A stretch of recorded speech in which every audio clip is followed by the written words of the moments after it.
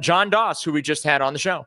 John, I want to go back to Judkins. Who carries the mantle? If he's not available, who fills the shoes as the bell cow back until he's allowed to play football? It's a good question, man. And I think that that's something that we're going to have to figure out here in a couple of weeks. My guess is it's maybe Jerome Ford early on, with the knowledge that we start moving some of these younger guys into place. It's going to really depend on Sampson. How good is Sampson in training camp? Does he look ready? If this offensive line doesn't get it together and find what they had a couple of years ago, it's not really going to matter who the running back is. It does feel like, Daryl, Jerome Ford is kind of that next man up to take that mantle. He's kind of like old reliable in this room at this point. Like every time a running back gets hurt, or every time a running back is no longer going to be around because of his potential suspension, there's Jerome Ford just waiting with open arms to take those reps and play. And I do think Jerome Ford has shown enough over the last couple of years that, like, yeah, he can be your running back for a shorter period of time. He's not like your bell cow, year-long franchise guy at that position, but he can do some nice things. And so that makes some sense. It also, I think, obviously depends on how long, if at all, Quinshon Judkins gets suspended. Legal process has to play out. Kevin Stefanski is going to get asked probably first about that tomorrow, and that's probably going to be his answer. I'll tell it to you right now. But assuming, and I kind of think he might get a suspension here, especially after Mike Hall got one last year, it's like 5-6 games. I think it makes sense that Ford's kind of that first guy getting those opportunities. Well, another guy to keep an eye on will be Pierre Strong. With Judkins, I'm assuming, and I want to stress that this is my assumption. Based on, as you alluded to, how the Mike Hall situation was handled last year, I'm assuming that Judkins will not be available. And so I think that your running back room to start the season will be Dylan Sampson, Jerome Ford, and Pierre Strong. You'll have those three guys. So Pierre, in my view, had the Quinshon thing not happened, Pierre was the odd man out going into camp. Now, all of a sudden, Pierre, in my view, is back in the fold. Yeah, no, I think that's I kind of had the same perspective. Like if Pierre was, I think, probably on the fringe of like making the roster. I mean, they've kept 4 running backs after roster cut down day before, so maybe he would have been okay. Yeah, but if they're keeping 4 quarterbacks on the roster, I mean, that's a spot they got to open up now. You're right. So now all of a sudden I'm like, okay. It feels more likely that Pierre probably makes this team now if Quinshon's suspended, at least in the beginning of it. You know what I think is interesting about the whole Quinshon situation too, Daryl, is like, I'm not saying Browns fans always find a way to talk themselves into some form of optimism, right? Like I think we see. I mean, I remember people calling into the station back in 2017 saying like, don't count them out. There's more talent on this team than we're giving them credit for. And then we saw how that season went. I remember guys hosting this show with their name on the show. I remember guys hosting this show saying that the preseason was a reason. Going 4-0 in the preseason matters. Was I have something I'm dying to say, but I'm going to bite my tongue. We can do that off. It's okay. You can say it. No, I can't. You can say it. Nope, can't. Well, you talked about politics for 90 minutes yesterday, Daryl. You can drop one little thing. I most certainly did not talk about politics for 90 minutes yesterday. I talked about something that the president said related to the Cleveland Guardians. You safely navigated a political sports topic for 90 minutes yesterday. You can safely. I don't know if I did it safely either. Well, you can say you're still like walking on landmines. You're allowed to show up to work today. But you can safely navigate whatever it is you're trying to say. No, I'm not going there. I need you to navigate this for me. You both can answer this. Quinshon Judkins does not have a contract yet, right? Yeah. How do we get through all of that? Well, I think that the he's going to have to take less money. Well, I think first things first. Whatever legally is going to happen has to happen. Whether it's able to be taken care of is the wrong word or phrase. I apologize. Sorted out, figured adjudicated out. Is okay. That's a good word. If it's adjudicated in a similar fashion to how the Mike Hall situation last year was, right, where it didn't go to trial, lesser charge, all that kind of thing. If something like that happens and it gets resolved quickly.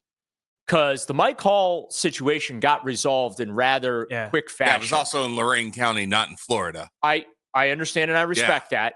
And he pled no contest to a lesser charge, right? Again, I understand all that. By the way, the charges is what's interesting here because like state to state, it's so different. I talked about this with earlier the day. He was like, you could get like what Quinn Sean did. He was like, I always thought domestic violence was like family member, whatever. And he was like, and in Ohio, I think that's kind of how it's defined versus like with that what Quinn Sean's accused of. In Ohio, might have only been ruled assault versus in Florida, they're calling it domestic violence. So it's two different things in two different states like that. I know we're getting to like the weeds on it all, but like that minutia, complicates it a little bit further. Like, different states, you're right. Different statutes. How long is it going to play out? But I like the contract part of this is another interesting wrinkle. He's not going. I don't think he's going to get a contract from the Browns until this is resolved. This is resolved. Well, and he's not getting it fully guaranteed, right. which is fascinating because. The end of this past week is where all these second round guys started finally signing because they were showing up to training camps and stuff. And both the guy before him that was taken and the guy that was after him that got taken, I think Eamon Warrior was the one guy taken after him. Both those guys got fully guaranteed contracts. Well, how can you fully guarantee his contract? Well, you can't now. You can't now. He wanted that because his peers were arguing for it. But if you're the Browns, like I'm assuming there's some sort of clause in the contract now. Like he definitely hurt himself financially. Oh, 100%. In terms of getting the money that he thought he was going to get from this rookie deal. Absolutely. So, yeah. I mean, it's what I was trying to say earlier though, Daryl, was like, and I've seen some people tweet this.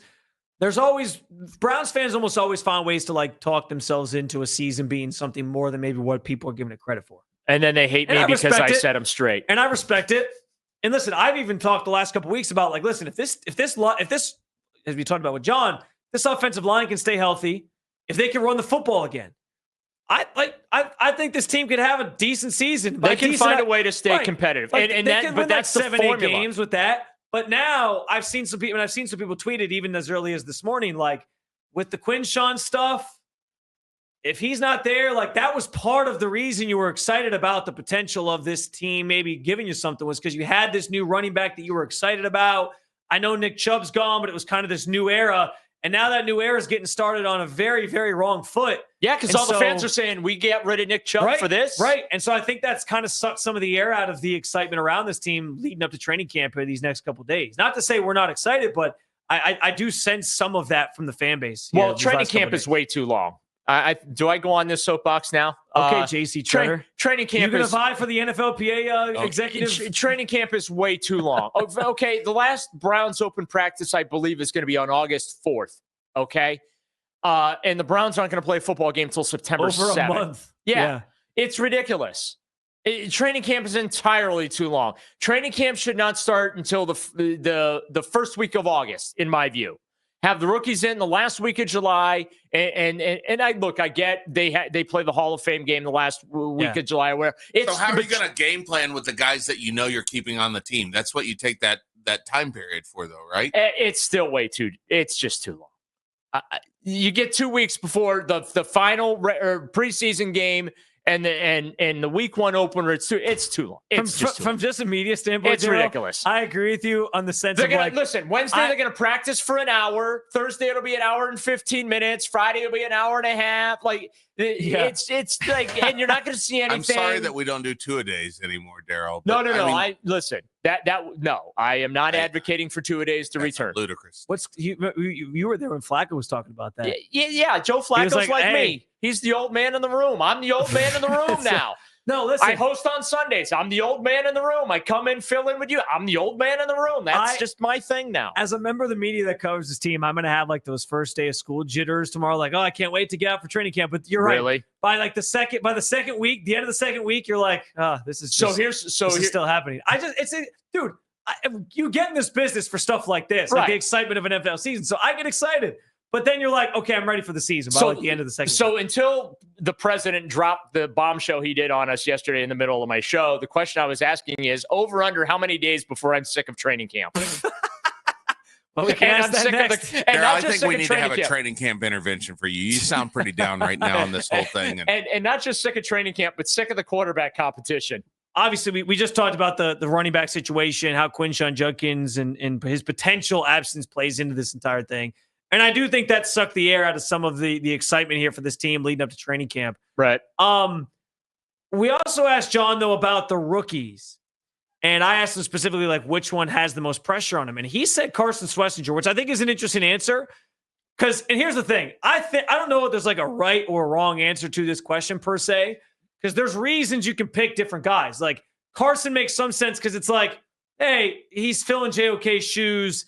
He was the guy you took with the first overall pick in the second round, and there were some other guys that people probably thought you could have taken there. It raised some eyebrows. Right, for sure. That was our second that just happened moment of that draft. The first one was when they traded out of 2 down to 5 and made the Mason Graham pick. But then when they took Schlesinger, everyone was like, oh. And then there was 2 more because they took Dylan Gabriel and then they took Shad Sanders. Yeah. But yeah, so like there's reasons for each guy, I think, that makes sense. But I ask you, of all the rookies on this team, and it's not about like if they play immediately or not, it's just about strictly like once they play at some point, who has the most pressure on them in year 1 to perform, in your estimation? I hear the Schlesinger conversation, but in Jim Schwartz's scheme, linebacker is not a centerpiece. I don't want to say it's not important because that's not fair. But I actually think, Daryl, this linebacker group is deeper than people are giving it credit for. I've been doing like these previews leading up to training camp. I like the Jerome Baker signing. He had a good season, a pretty solid season last year. Jordan Hicks is back. Schlesinger, if he's good. Like, I don't know. I think this group is maybe deeper than it's been usually in the past. Devin Bush, of course, he's got his legal thing, but like, I think there's some more depth here than usual. But anyway, continue. Linebacker's not the centerpiece of Jim Schwartz's defense. It's the 4 down linemen, and it's the guys in the secondary. So I'm actually going to say Mason Graham. Okay. Because he's their 5th overall pick. And he is going to be counted on to be Myles Garrett's chief helper. Well, I agree with you, but for a different reason. And it's because I was going to Travis Hunter. Yeah, like if Travis Hunter is what Jacksonville thinks he's going to be, then even if you get, it's a long play, right? But if that second first-round pick turns into the quarterback of the future, then Mason Graham's a little bit off the hook. Yeah. But he's got to step up right now because of Travis Hunter and because of the unknown of that second number 1 pick that they acquired from Jacksonville. I was going to say the exact same thing where it's twofold. Like your point is sound. He's going to be counted on for a lot, take some pressure off of Myles Garrett, allow him to do even more potentially. But at the same, and he's the number 5 overall pick. But it's also the fact that like wherever he goes the rest of his career, he's going to be compared to Travis Hunter because the Browns opted for not taking Travis Hunter and they took Mason Graham instead. So I think that's a very good answer for all those reasons above. I'm still going to do the cliche thing though. If Shad Sanders plays at any point this season, I think he's easily the rookie with the most pressure on him because of everything that surrounds him. He's a 5th round pick. I understand, but Daryl, when he takes the field, there's going to be an encampment of people who are like, this guy's the franchise quarterback. That's a lot of pressure. There's going to be another camp of people who are like, this guy's no good. Why are we wasting our time? They've already written him off. And he's got to he's got to keep focused without letting any of those things impact him. He's got to go out and prove a lot of people wrong. Other teams that passed on him all those rounds, other teams that tried to say he wasn't worth being taken because of the meetings pre-draft and all those things. There's not a player on this team that has more sort of on their plate in that way from like an outside standpoint and pressure than I think Shad Sanders does. I think he's equipped to handle it for what it's worth because I think he's a pretty mature individual. But I'm just saying, I think he comes with the most pressure if he plays at any point this season. Dare I light the fuse? Dare I light the fuse? I mean, we've got 53 minutes left. Light the fuse. Light away. I am not going to have any problem if Shad Sanders does not play this year. Just not. It is not a must-have situation for me. I don't have to see him this year. Here's my thought process. Okay. Sadly, I disagree. Sadly, I've been thinking about this a lot. I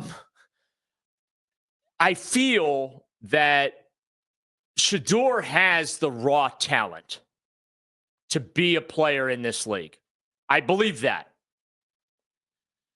And the mistake that this franchise has made over and over and over again is putting kids on the field before they're ready. This goes all the way back to 1999 with Tim Couch. They got their butts whooped in the return game, and they all freaked out and put Tim Couch on the field in game 2.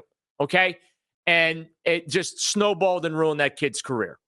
Even though he's the first overall pick. Okay, they Cody Kessler, Deshaun Kaiser. Should I go through the list of all the quarterbacks they have put on the field, rushed on the field, either because they were stupid or because circumstances? Because here's the point. You don't want to put this kid on the field until you as an organization have put him in a maximum opportunity to be successful. And I understand stuff happens. And these are the Browns. Everything seems to happen to them where situations pop up there beyond their control, and they're forced to put kids on the field. They were forced to play Dorian Thompson-Robinson, who I would argue is the worst freaking quarterback to come through here in 50 years. And there's been 50 quarterbacks to come through here just in the last 30 alone. Okay? But circumstances always seem to force their hand. And I'm looking at Shador. He's a 5th-round pick. He's got raw talent. They've got to fine-tune some things with his game to get him NFL ready, right? And I just don't want him exposed to bad situations to where he doesn't have a maximum opportunity to be successful. And so I'm in no hurry. I get fans. Yeah, if you're a fan, I hosted with Nick Padon on Sunday. He came in yesterday wearing his number 12 Shador Sanders jersey. Good for him. But if you're a fan, of course, I understand. You want to see Shador. Yeah. I totally get it. And especially to your point, if the season's in the tank come December and there's nothing else to keep people engaged other than to put number 12 on the field or whatever number he ultimately ends up wearing, right? I get it, but it's not the smart thing. Don't put that kid on the field until he is absolutely ready, because I don't want them to ruin him. I think the kid has talent. I think Shador has talent, but he's also a 5th-round pick. And so let's take our time. Develop him, okay? Yeah. Same thing with Dylan Gabriel. Look, I realize I make the short jokes with Dylan and all that, and he's got a good arm. They love his mental acuity and his processing and all that, and that's great. But that's what I said earlier in the show, man. These rookie quarterbacks, they're not starting week 1. No. If you're serious about giving the illusion of fans that you have a chance to win this year, your starting quarterback is either Joe Flacco or Kenny Pickett. Now, you get to week 6 or 7, and you're, 1-5 or 2-6 or something like that. Then you pivot to one of the rookies to give them a chance or something.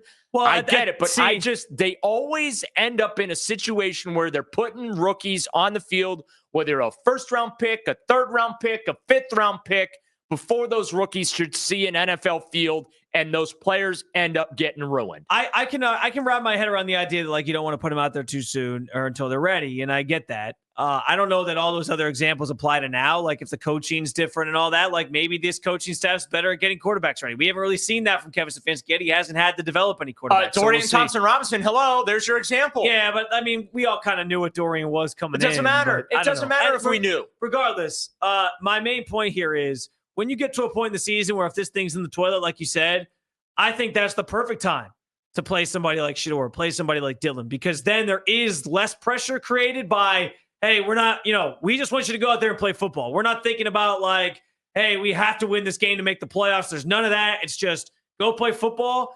And I think, frankly, Daryl, this team's in a position to draft a quarterback again next year. They might just do it anyway. But I think you owe it to yourself to at least see these guys when the bullets are flying. I know they'll have their evaluation process. I know they'll see him in practice. I know they'll see him more than we'll see him. But there is something to be said for when they're out there in a game setting, what they look like as well. And I think that's valuable information before they go maybe draft a quarterback again next year. But they're going to know if a guy's ready to play football or not. Okay, they're going to know that. They don't need to start that guy to know whether or not he's ready to go. Dorian Thompson-Robinson was never ready to start NFL games. Well, and they didn't help him when they put him out there that 1 week. Well, they didn't have a choice. But this is my point that I'm making. And I know you disagree with me, but while you disagree with me, you're making my point for me. Circumstances always dictate that they force these guys on the field and it just ends up in disastrous results. And I don't want to see that happen for Shador. I don't want to see it happen for Dylan. I want them to be able to take their time with these kids, and if they make the decision to play them, it is an organizational football decision, and it's not a, well, the season lost, so what the heck, play them. Let's go to the phones here on this real quick. Cool Ray in Bedford. What's up, Cool Ray? Hey, what's up, man? I got 2 quick points. The first point is the rookie with the most pressure wouldn't be Shador. It would be the first pick in the Browns draft, the number 2 pick coming out, the DT. The reason being, obvious, you're the second pick of the draft, which means you're the second. He was the fifth pick. Yeah. The 5th pick. That means you're the 5th best player in all of college football. Period. Done. You are an impact player off the rip. Was this your first draft, Cool Ray? Because that does not mean that you're the 5th best player in college football. You got to know better than that. You called this show for years. You got to know better than that. But wait a minute. Hold on. Your argument about Shador is he's a 5th round draft pick. Shador was basically arguably the second best quarterback coming out without even hesitation. He was a 1st round pick coming out, but we got him in the 5th. So now you guys are saying he's a 5th round draft pick. That's why. But then you said he had the most pressure. You can't make that argument the only way you make the argument is because his talent alone says he was supposed to come out in the 1st round. That's why. I get what you're saying, Cool Ray. We appreciate the call as always. My larger point on Shador is just that, like, listen, if you're going just off a draft value, of course Mason Graham has the most pressure on him. When you're drafted that high, you're expected to pan out in a major way. You're expected to be an impact player in a major way, especially from snap 1. But I picked him because I think Mason Graham could help them win games early. But my point with Shador is, like, there's a lot riding on Shador. He's touted as a franchise quarterback by some. He's been ruled out as a bust by some. Like, people are already counting him out. He's got a lot of people rooting for him and against him, and I think that creates a lot of pressure.